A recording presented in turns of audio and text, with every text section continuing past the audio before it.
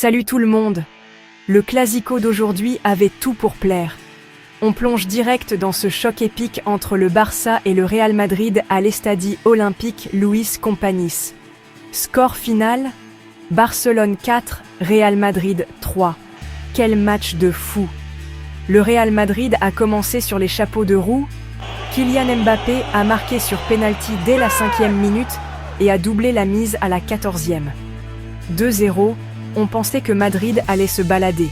Mais Barcelone n'était pas d'accord.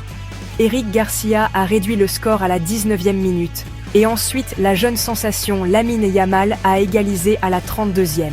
Boum, 2-2.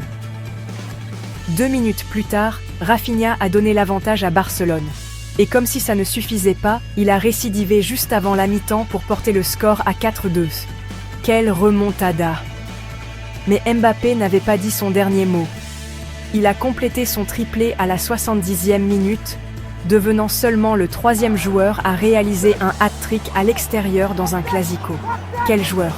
Le match était complètement fou, avec des erreurs défensives des deux côtés, et Courtois qui a fait quelques arrêts cruciaux pour le Real Madrid. Mais au final, Barcelone a tenu bon pour la victoire. Cette victoire place Barcelone en tête de la Liga avec 79 points, tandis que le Real Madrid est deuxième avec 75. Cette défaite signifie que le Real Madrid est quasiment hors course pour le titre. L'entraîneur Carlo Ancelotti a critiqué les erreurs de son équipe en disant « On a bien attaqué, mais pendant ces 30 minutes, on a fait des erreurs assez évidentes.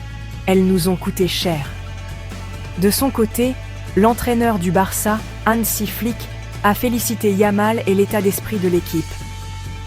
Lamine Yamal, la jeune star, a souligné l'importance de cette victoire pour la course au titre en déclarant « C'est dans la difficulté qu'on devient plus fort ». Rafinha a également salué Pedri comme le héros méconnu du match. L'ambiance au stade était électrique, avec plus de 50 000 supporters présents, dont des célébrités comme Travis Scott, Thierry Henry et Terry Crews. Quelle soirée pour le football! Merci d'avoir suivi ce résumé épique du Clasico.